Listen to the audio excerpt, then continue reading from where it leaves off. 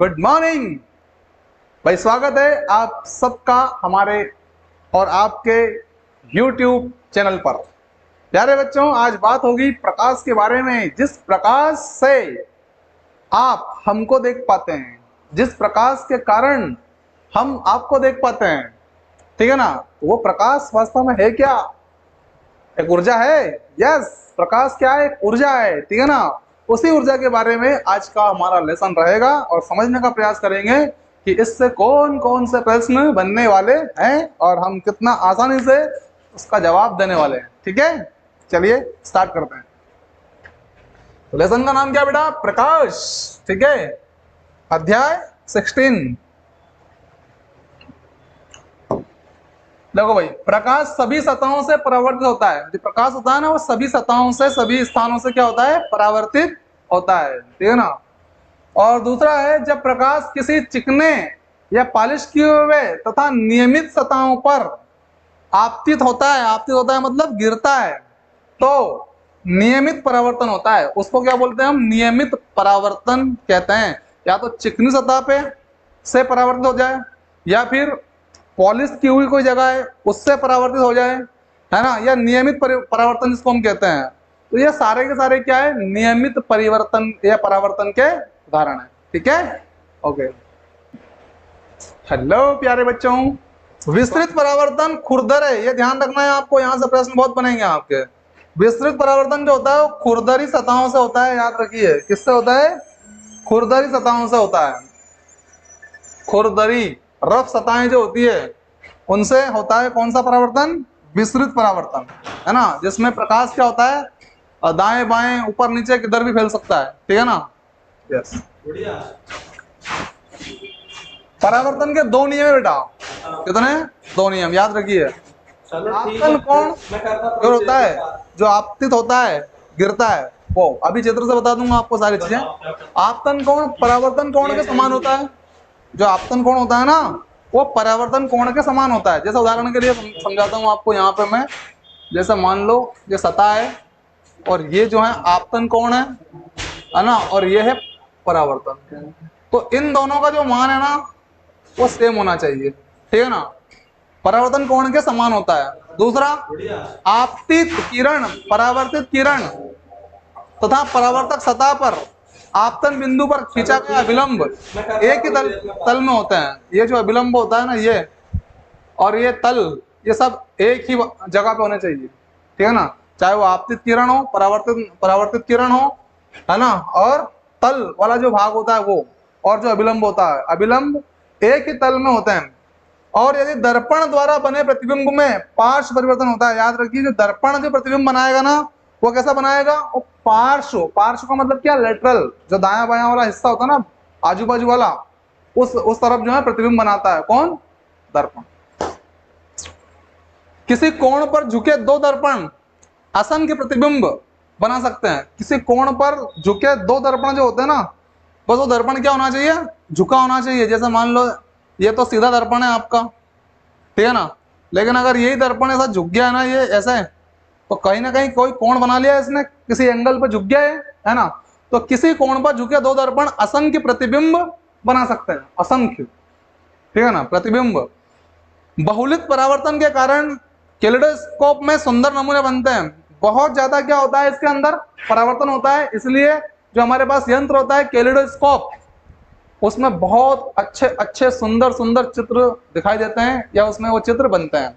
आपने देखा होगा कई बार किसी चिड़ियाघर वगैरह में गए होंगे। अगर आप नहीं गए तो इंदौर के चिड़ियाघर में जरूर जाइए, वहां पे आपको ये नमूने देखने को मिल जाएंगे। वहां पर ऐसे कांच लगाए गए हैं, ऐसे दर्पण लगाए गए हैं, जिसमें आपके कई सारे फोटो प्रतिबिंबित होते हुए दिखाई देंगे आपको।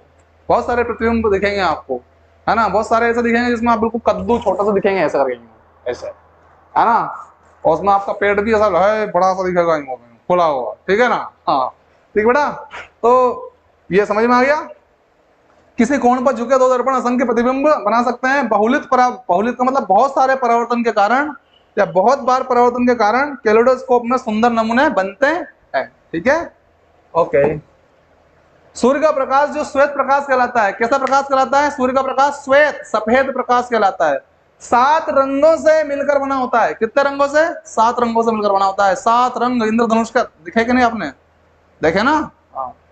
प्रकाश के अपने घटक रंगों में विभक्त होने की प्रक्रिया को क्या कहते हैं? विक्षेपण कहते हैं। जिन 7 रंगों से आपका प्रकाश बना होता है, उन्हीं 7 रंगों में वापस से वो प्रकाश जो है विक्षेपित हो जाता है, यानी कि फैल जाता है, अपने घटक रंगों को धारण कर लेता है सफेद प्रकाश, तो उसे विक्षेपण की घटना कहते हैं। प्रकाश का क्या है? वो विक्षेपण है। ठीक है ना? यस। हमारे नेत्र के महत्वपूर्ण भाग कौन कौन से भैया? देखो अब आप, एक तो है कॉर्निया, है ना, जो स्वच्छ मंडल कहलाता है। ठीक है ना? आइरिस, परितारिका जिसको कहते हैं हम लोग, पुतली होती है, रेटिना होता है जिसको दृष्टिपटल भी कहते हैं, तथा तंत्रिकाएं, आंख की क्या होती है? तंत्रिकाएं होती है। ये सब आंख के हमारे क्या है? महत्वपूर्ण भाग है। आपसे पूछा जा सकता है कि हमारी आंख के महत्वपूर्ण हिस्सों के नाम लिखिए, ये वही हिस्से हैं। ठीक है ना? ओके, तो क्या क्या है? कार्निया है, आइरिस है, पुतली है, रेटिना है और तंत्रिकाएं, आंख की तंत्रिकाएं। ठीक है? ओके। सामान्य नेत्र समीप तथा दूर की वस्तुओं को स्पष्ट देख सकते हैं। यदि आपके नेत्र कैसे हैं? सामान्य है, उसमें कोई प्रॉब्लम्स नहीं है, चश्मा लगा हुआ नहीं है, किसी भी प्रकार की कोई दूर दृष्टि, निकट दृष्टि या और कहीं के जो रोग होते हैं, समस्याएं जो होती है, वो नहीं है, तो आप दूर और पास का जो नजारा है उसे बड़ी आसानी से देख लेंगे बिना किसी दिक्कत के। ठीक है बेटा? ओके। चाक्षुष विकृति युक्त व्यक्ति, मतलब जिनकी आंखें खराब है या जिनके पास आंखें नहीं है, वो चाक्षुष विकृति युक्त व्यक्ति कहलाते हैं। ठीक है ना? अपने पर्यावरण से संपर्क के लिए अपने दूसरी ज्ञानेंद्रियों को अधिक तीक्ष्णता से विकसित कर लेते हैं। जो दूसरी ज्ञानेंद्रियां है ना, जो फीलिंग करने वाली होती है, जैसे कि त्वचा आपकी, आप ऐसे कहीं हाथ लगा के समझ लेते हैं ना कि ये गर्म है कि ठंडा है ना, यहाँ का एरिया कैसा होगा, तो वो हमारे दिमाग में ठंडाई का, जैसे ठंडी हवाएं चलती है तो हम पता लगा रहे थे ठंडा एरिया होगा, यहाँ गार्डन वगैरह होगा ऐसा। तो जो दूसरी ज्ञानेंद्रियां हैं उनको ज्यादा अच्छे से विकसित कर लेते हैं ऐसे लोग। कौन से लोग? जिन्हें चाक्षुष विकृति होती है। ठीक है ना? चक्षु संबंधित समस्याएं रहती है। ठीक है ना? और ब्रेली लिपि जो होती है, ब्रेल लिपि, वो उनके लिए क्या हुई है? वरदान साबित हुई है, क्योंकि उस लिपि के द्वारा ही ये लोग आसानी से पढ़ लेते हैं और अच्छे ज्ञानी लोग बन जाते हैं।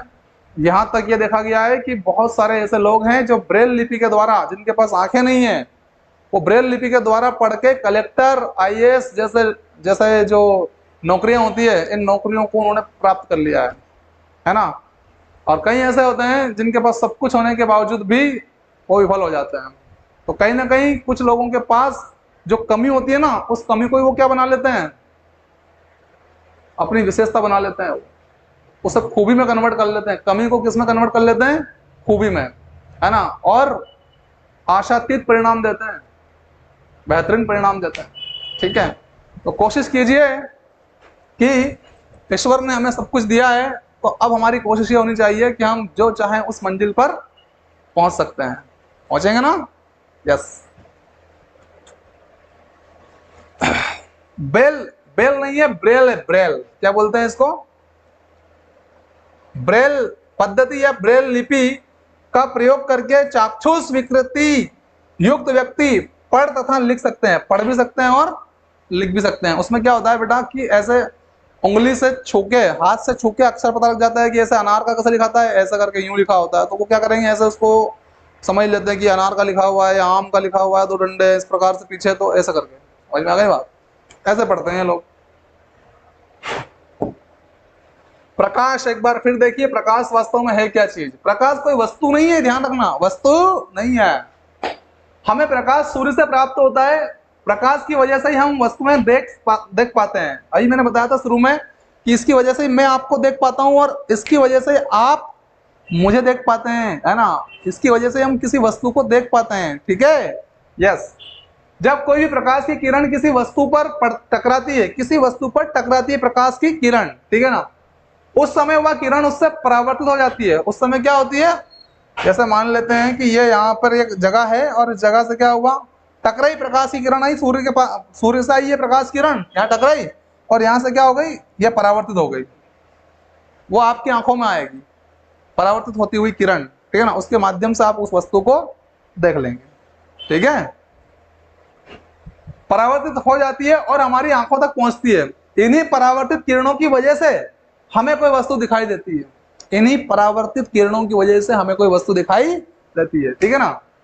उदाहरण के लिए आप एक अंधेरे कमरे में किसी भी वस्तु को नहीं देख सकते हैं जहां पर प्रकाश की एक भी किरण ना हो। क्लियर हो गया। आप ऐसा अनुमान लगा लीजिए कि एकदम से आप के घर में लाइट चली गई, रूम ऐसे पक्का रूम बना हुआ है, उसमें कहीं से भी प्रकाश आने की संभावना नहीं है, बाहरी प्रकाश, और एकदम से लाइट चली गई, अरे भाई कुछ भी दिखाई नहीं दे रहा है, जैसे आप क्या हो गए हो, ब्लाइंड हो गए हो, अंधे हो गए हो, ऐसी स्थिति बन जाती है, ठीक है ना। तो समझ में आ गया, लाइट जैसे ही आएगी एकदम चकाचौंध हो जाएगा, सब दिखना चालू हो जाएगा, ठीक है ना। तो ये खेल है प्रकाश का, है ना। देखने का कमाल जो है ना वो प्रकाश का है, ठीक है। यस, क्लियर हो गया है। अब परावर्तन देखिए आप क्या होता है। परावर्तन के नियम, किसी भी वस्तु से टकराकर वापस आने वाले प्रकाश को परावर्तन कहते हैं भैया, है ना। क्या कहते हैं, जैसे मान लो ये प्रकाश की किरण गई और यहाँ पे कोई वस्तु है और यहाँ से क्या हो गई, ये वापस हो गई, तो इसको क्या बोला हमने, इसको बोला हमने परावर्तन, ठीक है। तो वापस आने वाले प्रकाश को क्या बोलते हैं, परावर्तित प्रकाश, या इस क्रिया को परावर्तन कहते हैं, ठीक है। परावर्तन के दो नियम है भैया, ठीक है ना। नंबर एक, आपतन कोण हमेशा परावर्तन कोण के बराबर होता है, अभी बताया था आपको। आपतित किरण जो होती है ना उसका कोण और परावर्तित किरण जो होती है वो, उन दोनों का कोण कैसा होना चाहिए, बराबर। चित्र से देखो, अभी हाल बताता हूँ, बराबर होता है, ठीक है ना। देखो ये यहाँ पर देखो, आप लोग यहाँ पे देख सकते हैं, यहाँ पे देख सकते हैं, ये परावर्तन कोण, ये आपतन कोण। ये देखो यहाँ पर किसी सतह पर गिर रही है किरणें, आपतन कोण बनाया ये यहाँ पे, ये आई, बनाया कि नहीं बनाया, बनाया। एक मिनट,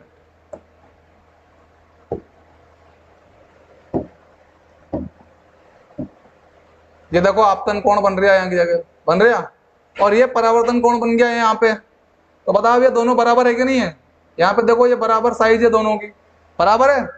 यस, तो पहली शर्त क्लियर हो गई कि आपतन कोण और परावर्तन कोण का मान बराबर होना चाहिए। तो ये कोण आर और कोण आई क्या है, दोनों बराबर है, ठीक है। दूसरा नियम है आपतित किरण।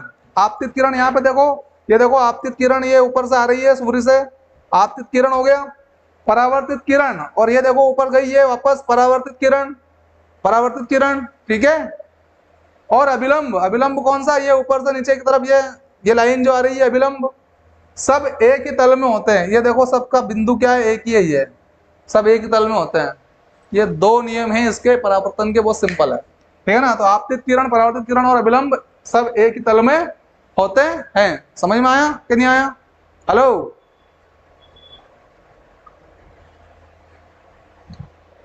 आपतित किरण, परावर्तित किरण और अभिलंब सब एक ही तल में होते हैं। क्लियर हो गया, ये चित्र समझ में आ गया, ये भी आ गया, दोनों आ गया। नहीं आया हो तो अपनी कॉपी में बना के देखो, जो कहा गया है वैसा कहो, सेम, है ना। ऑटोमेटिकली आप समझ जाएंगे कि क्या हो रहा है, ठीक है। क्लियर है, कर लोगे प्रैक्टिकल, बहुत महत्वपूर्ण है, आगे की कक्षाओं तक काम आएगा। हाँ, बार बार आता है, रिपीट होता है ये, क्योंकि ये बहुत ज्यादा क्या है, महत्वपूर्ण है। ओके बेटा, बढ़े आगे, चलिए।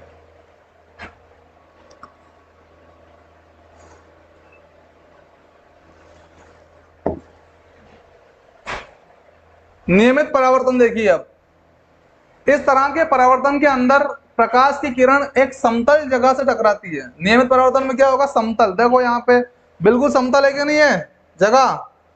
तो इस तरह के परावर्तन के अंदर प्रकाश की किरण एक समतल जगह से टकराती है और किरण टकराकर समानांतर जाती है, बिल्कुल समान अंतर पर जाएगी, बिल्कुल जरा सा भी इधर उधर नहीं होगी, है समान अंतर पर जाएगी, ठीक है। देखें आप, नियमित परावर्तन है, क्लियर है। यहां से आई देखो ये, और सीधी सट ये जा रही है, इधर गई, फिर ये आई और फिर से ये गई, ऐसे के सेम टू सेम आई और ये गई। देखो आप कितना क्लियर हो रहा है, एक साथ जो परिवर्तन हो रहा है वो देखिए आप, बिल्कुल सेम हो रहा है सब जगह पे। ये हो रहा है कि नहीं हो रहा है, ये आई और ये गई, ये आई और ये गई, सब जगह यही है, ठीक है।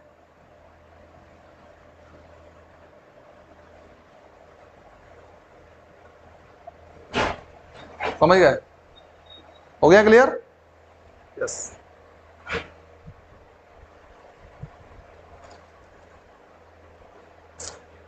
तो इसको बोलते हैं बेटा क्या, नियमित परावर्तन, नियमित परावर्तन, ठीक है। अब दूसरा देखो विस्तृत परावर्तन, कौन सा है, विस्तृत, यहां समझ में आ जाएगा आपको पूरी कहानी, ठीक है। देखो इस तरह के परावर्तन के अंदर प्रकाश की किरण एक उबड़ खाबड़ जगह से टकराती है, खुरदरी जगह हो सकती है या फिर उबड़ खाबड़ जगह हो सकती है ना, उससे टकराती है और अलग अलग दिशाओं में फैल जाती है। अब यहाँ कोई निश्चित दिशा नहीं होती है, अलग अलग जहां उसको जगह मिलेगी इधर लगेगा उधर फैल जाएगी, ठीक है।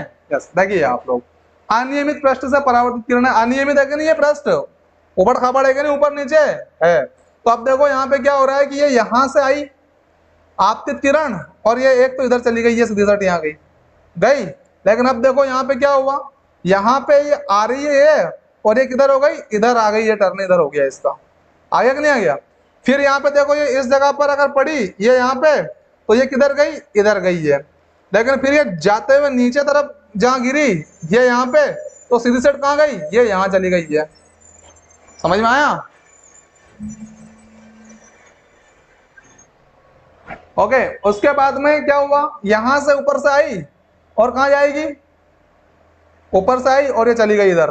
फिर यहां से आई ऊपर से और ऐसी कैसी कहाँ गई है, और इधर देखो कितना गैप बनाया फिर अब ये इधर। तो जहां तहां फैलती है, जहां तहां फैलती है, ठीक है ना, और अलग अलग दिशाओं में फैल जाती है। क्लियर हो गया बेटा? विस्तृत, विस्तृत समझ में आ गया कंप्लीटली? Okay, nice.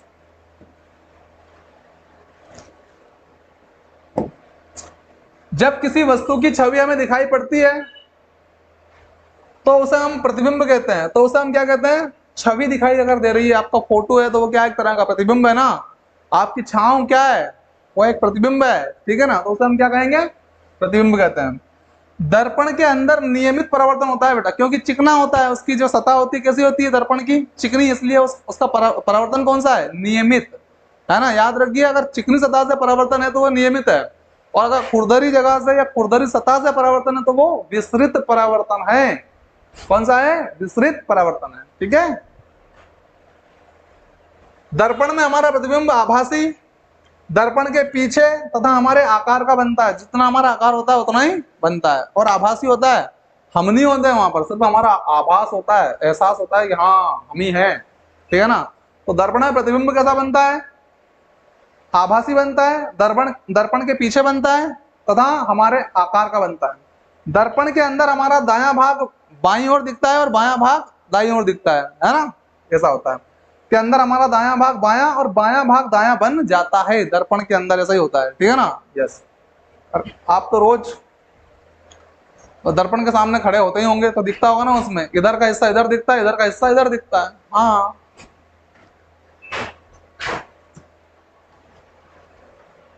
बहु प्रतिबिंब, बहुत सारे प्रतिबिंब का बनना बहु प्रतिबिंब कहलाता है, ठीक है ना। जब एक वस्तु दो या दो से अधिक बार परावर्तित होती है, दो या दो से अधिक बार परावर्तित होती है, तो वह अपने बहुत सारे प्रतिबिंब बना लेती है। अगर किसी कोई वस्तु दो या दो से अधिक बार, या दो कोई किरण हो सकती है, दो या दो से अधिक बार परावर्तित हुई तो अपने बहुत सारे प्रतिबिंब बना लेती है, बहुत सारे प्रतिबिंब बना लेती है, ठीक है ना। इसी को क्या कहते हैं, बहु प्रतिबिंब कहते हैं। अब बहुमूर्तिदर्शी में भी बहु प्रतिबिंब की मदद से नए नए डिजाइन बनाए जाते हैं।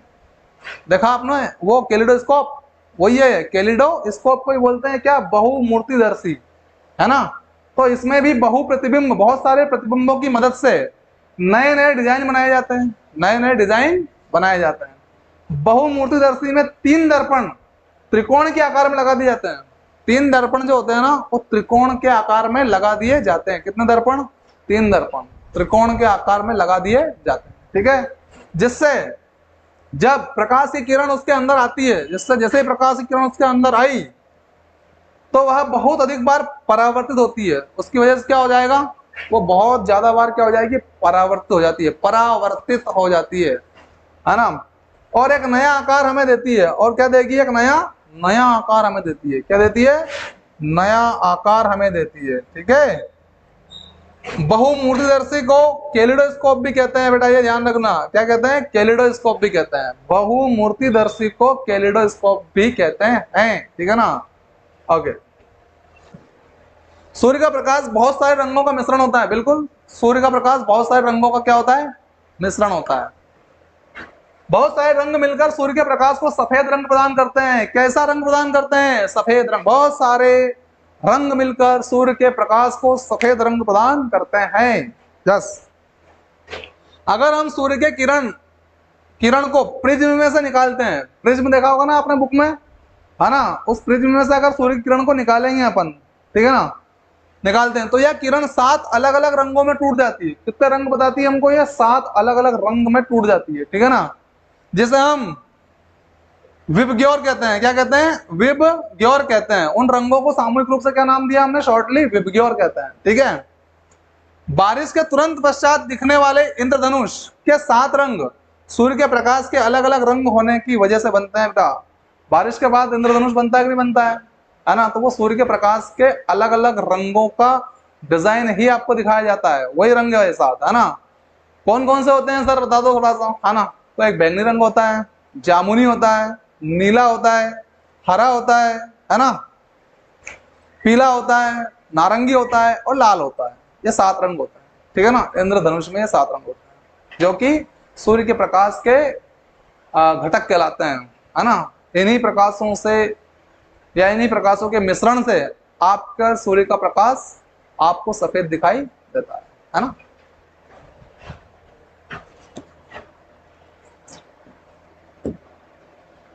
हमारी आंख का चित्र अभी दिखाएंगे आपको, क्या भी दिखाऊं, देखो उस चित्र में आंख का चित्र देखना है इनको। ये देख लो आपकी आंख का चित्र दिख गया, आगे आएगा ये, अभी क्योंकि आया था तो मैंने बता दिया कि देख लो, ठीक है।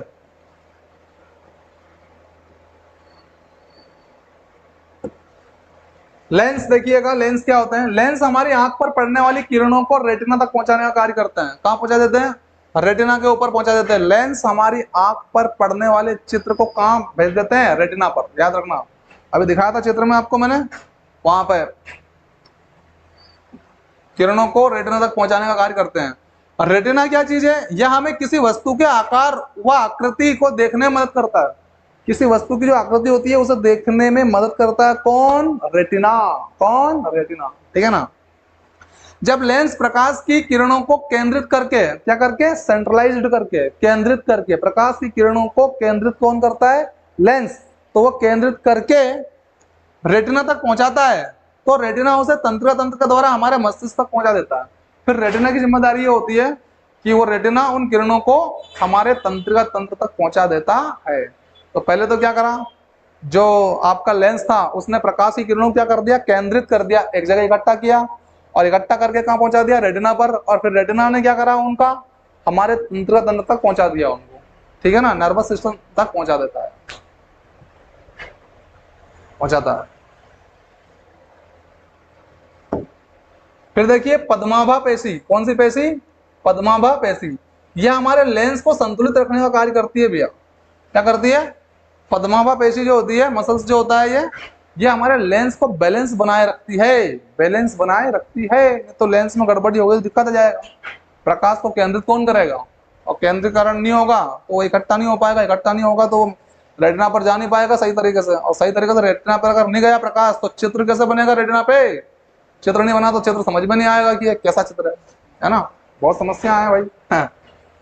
पुतली देखिए, पुतली, पुतली भाई, ये पुतली है, यह हमारी आंख में आने वाली रोशनी को नियंत्रित करती है भाई, कंट्रोल करती है। उस रोशनी को, आने वाली रोशनी को क्या करती है, कंट्रोल। कम प्रकाश में हमारी पुतली बड़ी हो जाती है और अधिक प्रकाश में छोटी हो जाती है, ताकि आंख को कोई हानि ना पहुंचे। देखो प्रैक्टिकल करके बताता हूं, जैसे कि एकदम से किसी ने आपकी आंख पर लाइट चला दी, यानी टार्च चला दी, टार्च, तो आपको कुछ दिखता नहीं है, जबकि प्रकाश है उसके बाद में भी दिखता नहीं है। क्या हुआ, आपकी जो पुतली है ना, वो पुतली ऑटोमेटिकली क्या हो गई, संकीर्ण हो गई। एकदम ज्यादा प्रकाश में क्या हो जाती है, वो संकीर्ण हो जाती है, क्योंकि उसे कंट्रोल करना होता है, ठीक है ना।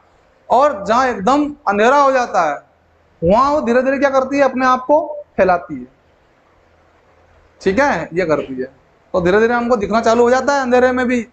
अंधेरा हो गया एकदम से तो दिखना बंद, लेकिन जैसे ही पुतली फैलेगी उस कंडीशन में तो आपको धीरे से थोड़ा थोड़ा दिखना चालू होता है। हाँ, कुछ ना कुछ हो रहा है, ठीक है ना। ऐसा कम प्रकाश में हमारी पुतली बड़ी हो जाती है और अधिक प्रकाश में छोटी हो जाती है, ताकि आंख को कोई हानि ना पहुंचे, ठीक है। कॉर्निया देखिए बहुत महत्वपूर्ण है भैया, कॉर्निया, ठीक है। यह हमारे आंख का बाहरी सफेद हिस्सा होता है, दिखता है ना सफेद हिस्सा बाहर में, ये कॉर्निया है, ठीक है। यह हमारी आंख को बाहरी वातावरण से सुरक्षित रखने का कार्य करता है। जो बाहर का जो वातावरण है ना, एनवायरमेंट जो है आपका, इससे सुरक्षा प्रदान करता है कौन? कॉर्निया, ठीक है ना। ये सफेद सफेद हिस्सा जो है ये, ठीक है ना, कार्य करता है। हमारी आंख का सफेद हिस्सा कॉर्निया है, क्लियर है। सफेद हिस्सा क्या है हमारी आंख का? कॉर्निया है, कॉर्निया। हाँ। नेत्रों की देखभाल कैसे करना है बेटा? देख लो, बहुत गजब की चीज है ये नेत्र। जिनके पास नहीं है उनसे पूछो, इनकी कदर बहुत मायने रखते हैं ये, ठीक है। हाँ, तो इनकी देखभाल हमेशा करते रहिए। हाँ, ठीक है। देखो, कभी भी तेज प्रकाश की तरफ ना देखे। कई लोगों की इच्छा होती है कि सूरज को देखते रहे यूं एक टकटकी से, मत देखा करो रे, आंखें खराब हो जाएगी, ठीक है ना। हाँ, तो कभी भी तेज प्रकाश की तरफ ना देखें। अपनी आंखों को ताजे पानी से रोज धोएं, और 2-4 बार धोएं, एक बार नहीं। ताजे पानी से, फ्रेश वाटर जो होता है उससे रोज आंखों को धोए, ठंडक पहुंचेगी, आंख को आराम मिलेगा। है जैसे आप नहाते हो तो ठंडक पहुंचती है शरीर को, कितना गुड फीलिंग आती है। ऐसी आंखों में पानी जब ठंडा जाएगा तो उसमें क्या आएगी? गुड फीलिंग आएगी, राहत मिलेगी उसे, है ना। कचरा जाने पर आंखों को अपने हाथों से ना रगड़े। कई बार हम क्या करते हैं, बिल्कुल कचरा चल गया तो यूं, बात समझ में आई, रगड़ते ही जाए, रगड़ते ही जाए। ऐसा कदापि ना करें, कदापि ना करे, है ना, खराब हो जाएगी आंखें। हाँ, बार बार अगर ऐसी प्रक्रिया दोहराई आप लोगों ने, इसलिए ऐसा ना करें। अगर आपको चश्मे लगे हैं, जैसे मेरे को लगे हैं ऐसे, तो उचित चश्मा का प्रयोग करें, मतलब नंबर वाले चश्मों का प्रयोग करें। जो नंबर है वही लगाएं, मन पड़े वो नहीं लगा लेके एक्शनगिरी करना है इसलिए लगा लें, ठीक है। हाँ, तो अगर आपको चश्मे लगे हैं तो उचित चश्मा का प्रयोग करें। पढ़ने वाली सामग्री को 25 सेंटीमीटर, ये बहुत इंपॉर्टेंट फिगर है, 25 सेंटीमीटर दूर से देखें। अगर आप कोई चीज पढ़ रहे हैं तो 25 सेंटीमीटर की दूरी होना चाहिए, है ना। बहुत पास से देखना नहीं है, बहुत दूर से देखना नहीं है, 25 सेंटीमीटर तो दूरी होना चाहिए, है ना। ब्रेल पद्धति, ब्रेल पत्ती नहीं होता है यार भैया, ब्रेल पद्धति होती है। क्या होती है? पद्धति जिससे पढ़ाया जाता है, ब्रेल पद्धति। इस पद्धति के द्वारा, देखो ये लिखा हुआ है, इस पद्धति के द्वारा अंधे लोगों को पढ़ना सिखाया जाता है। इस पद्धति के द्वारा अंधे लोगों को पढ़ना सिखाया जाता है। कैसे पढ़ते हैं ये बताया था मैंने आपको, हाथ लगा लगा के पढ़ते हैं वो ऐसे करके, है ना। या अनार का बन गया, ये इमली का ऐसे बना हुआ है तो वो हाथ लगाएंगे कि हाँ ऊपर मात्रा जा रही है, फिर यूं मुड़ रहा है, फिर यूं मुड़ रहा है, फिर यूं मुड़ रहा है, मतलब बड़ी है।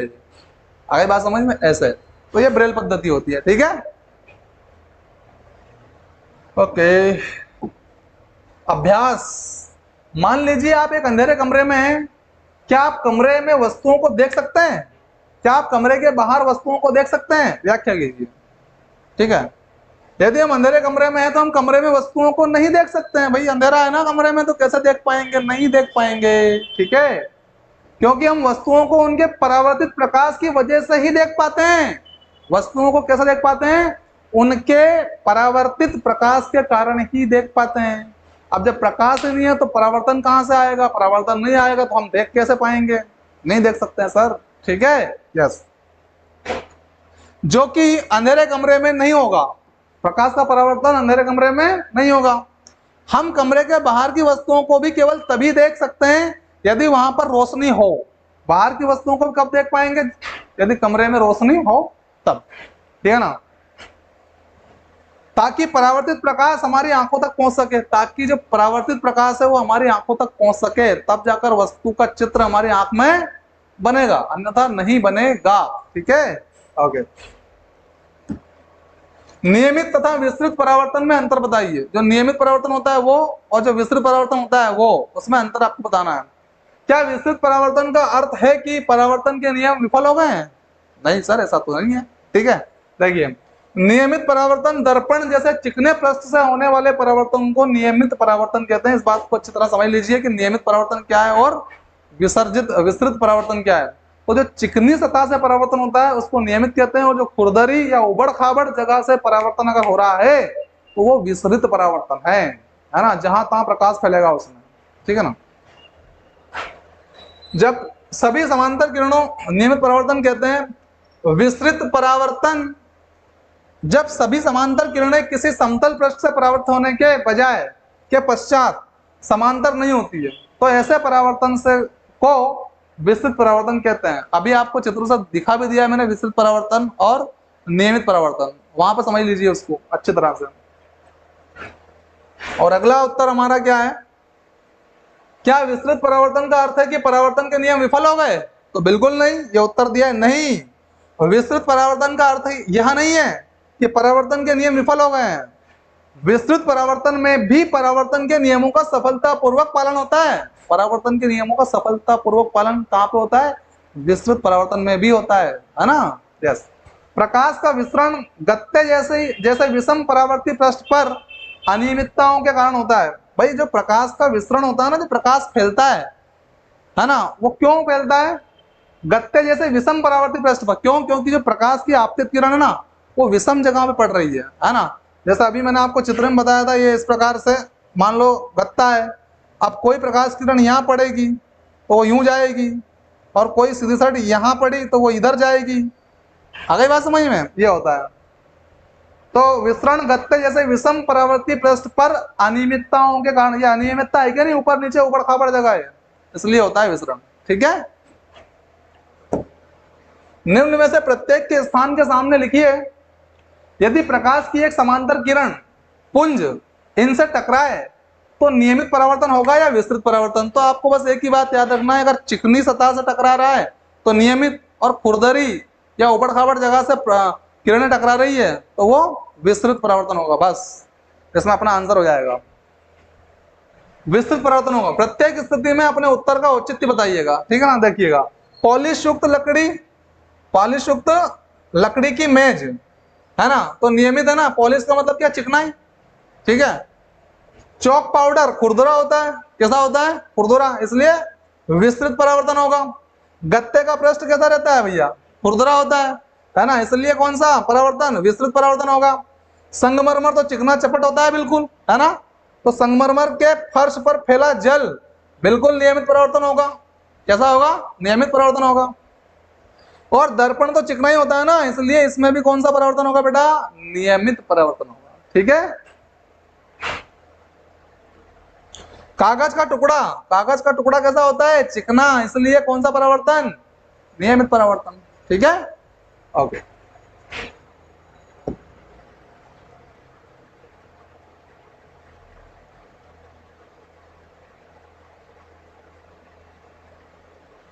देखिए, परावर्तन के नियम बताइए, जो अभी आपने पढ़े हैं वही बताने हैं वापस, है ना। तो परावर्तन के नियम बताइए। उत्तर परावर्तन के दो नियम है। ये हमारा उत्तर यहां से स्टार्ट हो जाता है सर, है ना। उत्तर यहां से है। परावर्तन के दो नियम है, ये निम्नलिखित है। नंबर एक, आपतन कोण सदैव परावर्तन कोण के बराबर होता है। तो देखो बेटा, ये आपतित किरण है और इससे बनने वाला ये कोण, आपतन कोण, जो कि जिसका नाम दिया आई, ये यहाँ पर कोण आई बराबर है कोण आर के। और ये देखो परावर्तित किरण के द्वारा बना हुआ कोण, ये इधर वाला, ये कोण आर, ये दोनों देखो बराबर है कि नहीं? सेम सेम बिल्कुल बराबर है। देखो, तो कोण आई बराबर कोण आर, ये पहला नियम है ना। तो क्या कहा है उसने कि आपतन कोण सदैव परावर्तन कोण के बराबर होता है, अर्थात कोण आई बराबर है कोण आर के। चित्र बता रहा है कि नहीं बता रहा है? आपको बता रहा है। ठीक है। दूसरा, आपतित किरण आपतन बिंदु पर, आपतित किरण कौन सी है? ये है ना, आपतन बिंदु पर, जहां आपतन बिंदु पर अभिलंब तथा परावर्तित किरण ये सभी एक तल में होते हैं। तो देखो भैया, ये अभिलंब भी, ये आपतित किरण भी, और ये परावर्तित किरण भी, और ये वो सतह है ना, आपतन बिंदु जो है वो, ये सब एक ही तल में है कि नहीं? एक ही जगह पे है कि नहीं? यहाँ की जगह। यस सर, ये दो नियम है, तो परावर्तन हो जाएगा। ठीक है। यस, एक ही तल में होते हैं। ठीक है।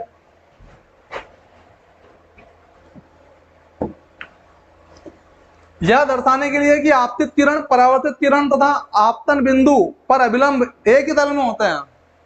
एक क्रियाकलाप का वर्णन कीजिए। ये क्रियाकलाप आपको करना है, ठीक है ना, अच्छे से। देखो, एक कागज लो, एक कागज की शीट को मेज पर रखें। कहाँ रख लें?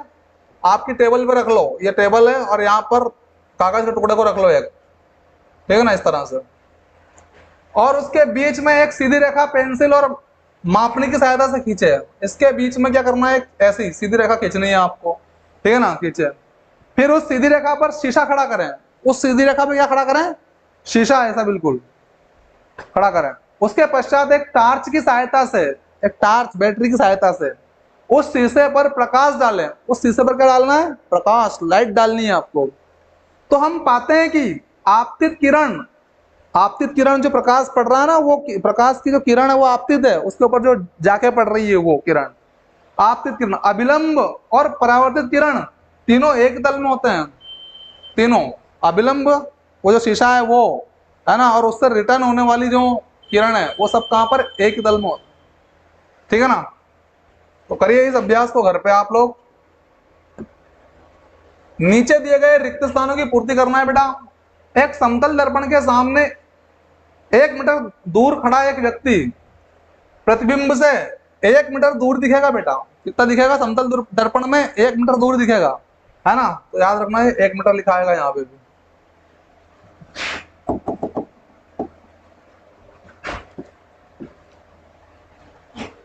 यदि किसी समतल दर्पण के सामने, ये लिखा हुआ है एक है, यदि किसी समतल दर्पण के सामने खड़े होकर आप अपने दाएं हाथ से, अपने दाएं हाथ से अपने बाएं कान को, ये बायां आएगा है ना, यहाँ पे बाएं कान को छुएं, ये हुई नहीं है, छुएं है, छुएं तो ऐसा लगेगा कि आपका दायां कान हाथ से छुआ गया है। क्या गया है, छुआ गया है।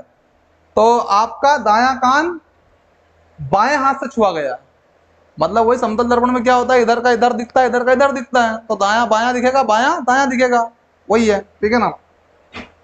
ये देखो बायां, पहले बायां आया, फिर क्या आएगा आपके रिक्त स्थान में, बायां कान को, तो ऐसा लगेगा कि आपका दायां कान बाएं हाथ से छुआ गया है। दोनों जगह क्या आएंगे, बायां आएगा, ठीक है। प्रश्न पढ़ेंगे, समझ में अच्छी तरह से आ जाएगा आपको। जब आप मंद प्रकाश में देखते हैं, मंद मतलब हल्का प्रकाश जो होता है उसमें देखते हैं, तो आपकी पुतली का साइज बढ़ जाता है या घटेगा, बढ़ेगा, है ना। तो देखो विस्तृत हो जाता है, विस्तृत मतलब बढ़ जाता है। रात्रि पक्षियों के नेत्रों में, रात्रि में पक्षियों के नेत्रों में शलाकाओं की संख्या, जो शलाकाएं होती है उनकी संख्या की अपेक्षा शंकुओं की संख्या घटती है कि बढ़ती है, अधिक हो जाती है भैया, क्योंकि रात में क्या होता है, अंधेरा होता है ना, इसलिए अधिक हो जाती है, ठीक है ना। ओके,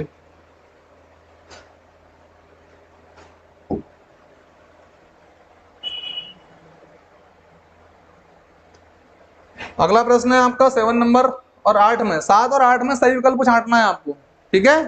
देखो, आपतन कोण परावर्तन कोण के बराबर होता है, सदैव होता है, बिल्कुल सही बात है, पहले आंसर सही है, आंसर देखिए सदैव, ठीक है।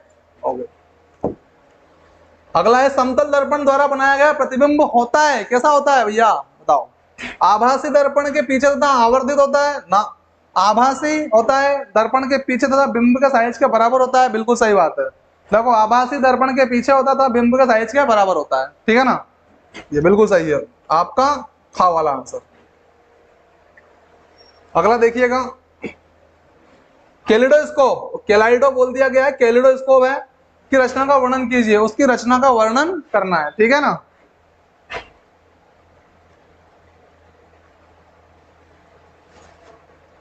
कैलाइडोस्कोप की रचना आनत दर्पणों से बहुलित परावर्तन के सिद्धांत पर आधारित एक मनोरंजक युक्ति है। ये कौन सा दर्पण, आनत, पुस्तक में चित्र दिए गए हैं आनत के, आनत दर्पण के ना। तो आनत दर्पणों से बहुलित परावर्तन क्या होता है, एक साथ बहुत बार परावर्तन होता है ना, उन दर्पणों से, है ना।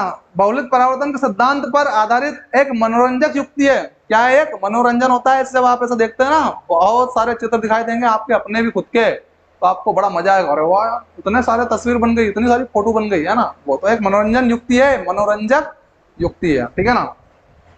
जिसे बहुमूर्तिदर्शी या कैलिडोस्कोप कहते हैं, जिसे क्या कहते हैं हिंदी में, तो बहुमूर्ति, बहुत सारी मूर्तियां दिखेगी, जिसकी भी दिखा रहा है सामने वाला, है ना, कांच, या फिर इसको कैलाइडोस्कोप या कैलिडोस्कोप कहते हैं। इसमें 3 समतल दर्पण, जो 3 समतल दर्पण होते हैं ना, वो एक दूसरे से 60 डिग्री का कोण बनाते हुए रखे जाते हैं। एक दूसरे से कौन सा कोण पर रखे जाएंगे? 60 डिग्री का कोण बनाते हुए रखे जाएंगे। ऐसा जमाएंगे उसको जिससे उनका एक दूसरे का जो कोण बने वो 60 डिग्री का बने। कितना बने?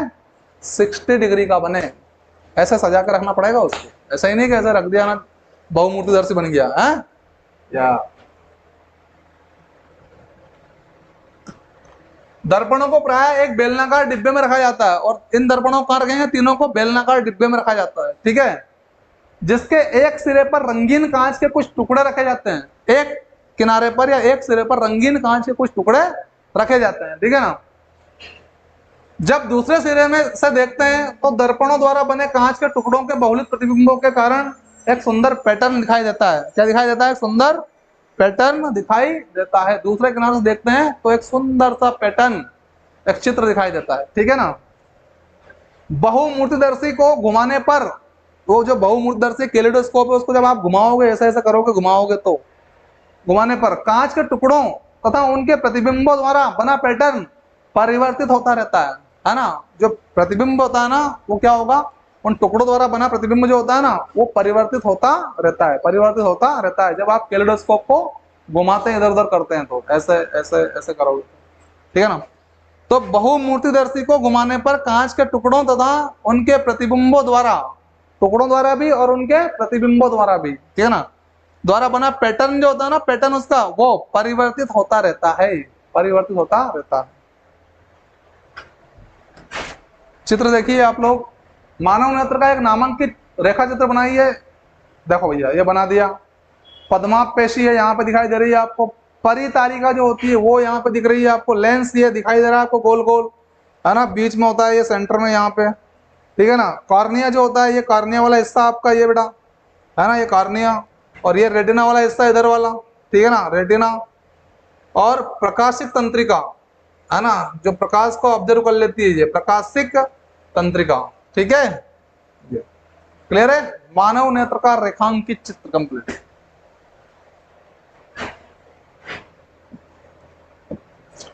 गुरमीत लेजर टार्च के द्वारा क्रियाकलाप 16.8 को करना चाहता था। आपके चित्र में देखिए पुस्तक में है, गुरमीत जो है वो लेजर टार्च के द्वारा क्रियाकलाप 16.8 को करना चाहता था। उसके अध्यापक ने ऐसा करने से मना कर दिया, बेटा मत कर, ठीक है ना। क्या आप अध्यापक की सलाह के आधार की व्याख्या कर सकते हैं कि अध्यापक ने ऐसी सलाह गुरमीत को क्यों दी, है ना। चलो देखते हैं। अध्यापक ने उसे ऐसा करने से इसलिए मना किया क्योंकि लेजर किरणों से रेटिना पर बहुत बुरा प्रभाव पड़ता है। जो लेजर की किरणें होती है ना, लेजर लाइट देखी होगी ना आप लोग, चमकाते रहते हैं आंखों पे, हाँ, उनकी जो किरणें होती है उनका प्रभाव आंखों पर बहुत बुरा पड़ता है, नेगेटिव प्रभाव पड़ता है ना। आंखें खराब कर देती है वो, ठीक है ना, बहुत बुरा प्रभाव पड़ता है। बहुत अधिक तेज प्रकाश होने के कारण इससे हमारी आंखें खराब हो सकती है, क्योंकि उसका प्रकाश बहुत तेज होता है। आपने देखा होगा बहुत लंबी दूरी तक चला जाता है वो। जहां से चलाओगे ना ऐसे लाइट यूं जरा सी इतनी सी बड़ी बैटरी रहती है ना, उसको भी चला दिया तो बहुत दूर तक प्रकाश फैल जाता है उसका। वो भयंकर प्रकाश होता है जो कि आपकी आंख को खराब कर सकता है, ठीक है ना। इसलिए अध्यापक द्वारा गुरमीत को लेजर टार्च का प्रयोग करने के लिए मना करना उचित ही है। गलत तो नहीं बोला अध्यापक महोदय ने, सही बोला, बेटा आंखें खराब हो जाएगी, दिक्कत तुम्हारी हो किसी और की हो, आंखें तो आंखें ही है ना। उसकी जिंदगी बेचारे की जो है वो पूरी तरह से अस्त व्यस्त हो जाएगी अगर आंखें ही उसकी खराब हो गई तो। इसलिए अध्यापक महोदय ने समझाते हुए गुरमीत को बोल दिया, बेटा इसका उपयोग मत कर, ठीक है, आप भी मत करो, ठीक है। वर्णन कीजिए कि आप अपने नेत्रों की देखभाल कैसे करेंगे। वही जो अभी पढ़ा हम लोगों ने वैसे वैसे ही करेंगे। नेत्रों की देखभाल हम निम्न तरीके से कर सकते हैं। नंबर 1, यदि हमारी आंखों में कोई भी समस्या हो तो हमें किसी नेत्र विशेषज्ञ के पास जाना चाहिए। पहली बात तो ये, अगर समस्या है तो फिर कहाँ जाएंगे हम? आई स्पेशलिस्ट के पास जाएंगे, नेत्र विशेषज्ञ के पास जाएंगे, है ना। नेत्रों की नियमित जांच करवानी चाहिए। ये यहाँ दिया है, वो नियमित जांच करवानी चाहिए। यहाँ से आगे ये यहाँ करानी चाहिए, ठीक है। फिर अगला है, यदि परामर्श दिया गया है तो उचित चश्मे का उपयोग कीजिए। अगर आपके डॉक्टर ने आपसे कहा है कि बेटा आपको चश्मा लगेगा, तो फिर जिस चश्मे के बारे में डॉक्टर ने कहा है, जितने नंबर के चश्मे आपको बनाने की सलाह दी गई है, उतने ही नंबर के चश्मे आपको लगाने हैं। दो चश्मे रखिए, इसलिए चश्मा नहीं बोल रहा हूँ, चश्मे, क्योंकि एक कभी खराब हो गया, मान लो टूट गया फूट गया, तो तुरंत अपने घर में रखा दूसरा इस्तेमाल कर लेना, तो 2-3 दिन लग जाएंगे उसको बनाने में। बात समझ में आ गई?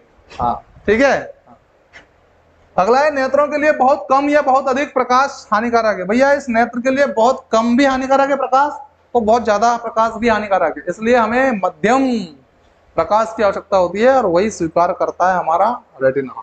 ठीक है ना? हाँ, इसलिए बहुत कम प्रकाश और बहुत ज्यादा प्रकाश से दूरी बना के रखें। ठीक है, ओके। नॉर्मल प्रकाश से उचित है। सूर्य या किसी शक्तिशाली प्रकाश स्रोत को कभी भी सीधा नहीं देखना चाहिए। सूर्य या किसी शक्तिशाली प्रकाश को स्रोत को कभी भी सीधा नहीं देखना चाहिए, या टकटकी लगा कर तो कभी देखना ही नहीं चाहिए। ठीक है ना?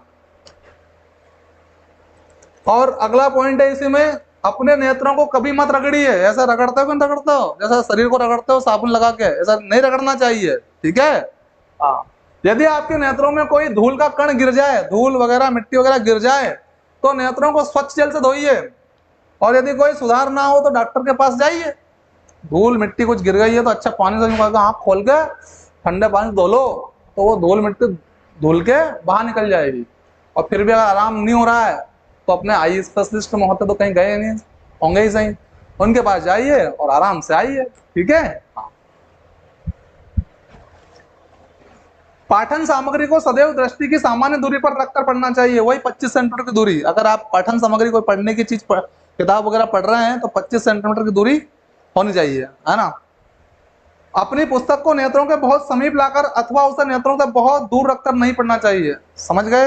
अपनी पुस्तक को बहुत दूर या बहुत पास रखकर नहीं पढ़ना चाहिए, इससे आंखों के ऊपर प्रभाव पड़ता ही पड़ता है। ठीक है ना? इसलिए नॉर्मल दूरी है 25 सेंटीमीटर की, उतनी दूरी पे आपको पुस्तक रखनी चाहिए और पढ़नी चाहिए।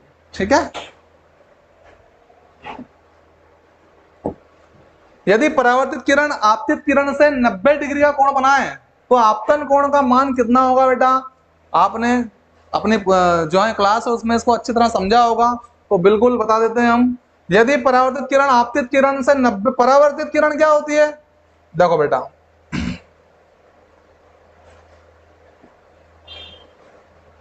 ये परावर्तित किरण है। कौन सी है ये?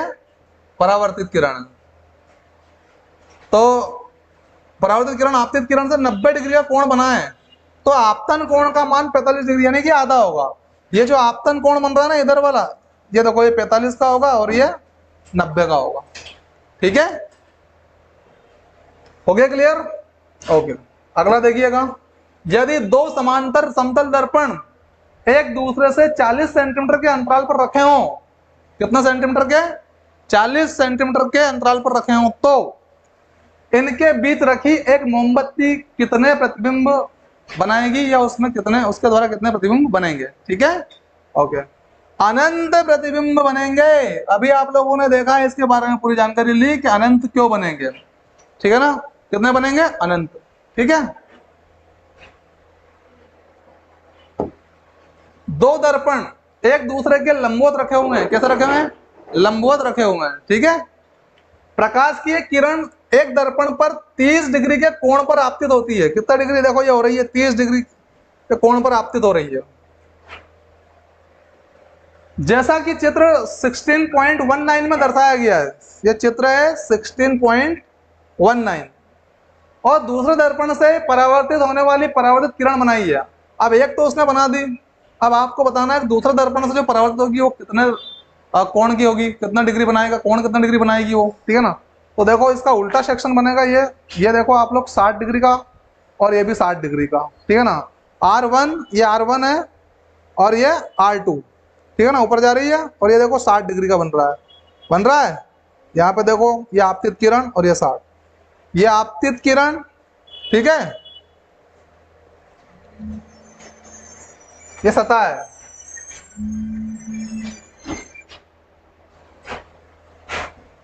क्लियर हो गया? दो दर्पण एक दूसरे के लंबवत रखे हैं, प्रकाश की एक किरण एक दर्पण पर 30 डिग्री कोण पर आपतित होती है, जैसा कि चित्र 16.19 में दर्शाया गया है। दूसरे दर्पण से परावर्तित होने वाली परावर्तित किरण बनाई है, तो ये बना दिया हमने किरण भैया, दूसरे दर्पण से बना दिया। 60 डिग्री का कन्वर्टेशन हो जाएगा, इसमें परावर्तन हो जाएगा, रिफ्लेक्शन हो जाएगा। ठीक है? चित्रों को कोशिश करें आप अपनी कॉपी में बनाते जाएं, है ना, तब जाकर अच्छे समझ में आएंगे। चित्र 16.20 या 20 में दर्शाए अनुसार बूझो, बूझो और पहेली वही आपकी सहेली, है ना। तो बूझो एक समतल दर्पण के ठीक सामने पार्श्व से कुछ हटकर एक किनारे ए पर खड़ा होता है। ये खड़ा है बूझो, दिख रहा है ये बूझो एक किनारे पे इधर खड़ा है थोड़ा सा, ठीक है। क्या वह स्वयं को दर्पण में देख सकता है? क्या वह पी क्यू तथा, एक तो पहला प्रश्न पूछा उसने, क्या वो स्वयं को दर्पण में देख लेगा क्या, जबकि वो पार्श्व में खड़ा है, यानी कि जो दाएं बाएं होता है ना एरिया, लेटरल एरिया, वहां पे खड़ा है वो, ठीक है ना। क्या वो स्वयं को देख सकता है? क्या वह पी क्यू तथा आर पर स्थित वस्तुओं के प्रतिबिंब भी देख सकता है क्या? ये देखो पी पर स्थित है, क्यू पर और ये आर पर स्थित, इन प्रतिबिंब को भी देख लेगा क्या ये बूझो? यहाँ पे ये दर्पण सामने है, ठीक है। देखो उत्तर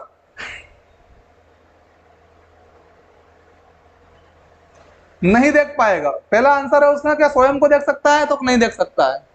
और दूसरा देखो, ये जो जैसे अपने सामने कांच है, समझो आप लोग, आपका आप ऐसे खड़े हो, जैसे मैं कैमरे के सामने खड़ा हूँ, ठीक है ना, तो ये तो जस्ट सामने, लेकिन मैं थोड़ा सा यूं खड़ा हूँ कैमरे के, थोड़ा सा मतलब क्या हो गया, एक तरफ, ठीक है ना। तो इस कैमरे के सामने जो चीज है वो तो देख लूंगा मैं।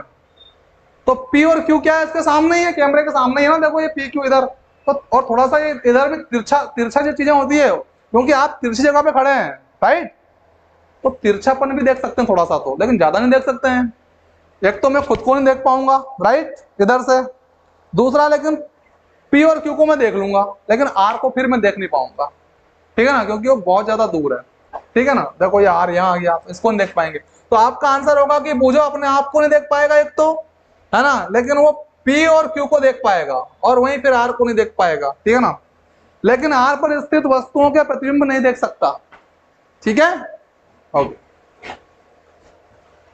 खुद को खड़े रखना, ऐसा समझना है इसका उत्तर, कि खुद को आप थोड़ा सा कांच के इधर पार्श्व एरिया में खड़ा कर लेना, आपके सामने जस्ट नहीं होना चाहिए, है ना, मतलब आप दिखने नहीं चाहिए।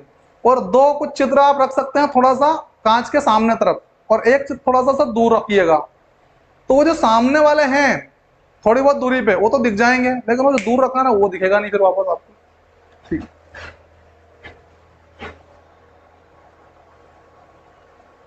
ठीक है, तो यहीं पे एंड होती है क्लास आपकी। मिलते हैं हम आपसे अगले एपिसोड में, बने रहिए और लगातार लाइक शेयर एंड सब्सक्राइब करते रहिए। बहुत जल्दी लेके आएंगे टॉपिक नंबर 17। Thank you.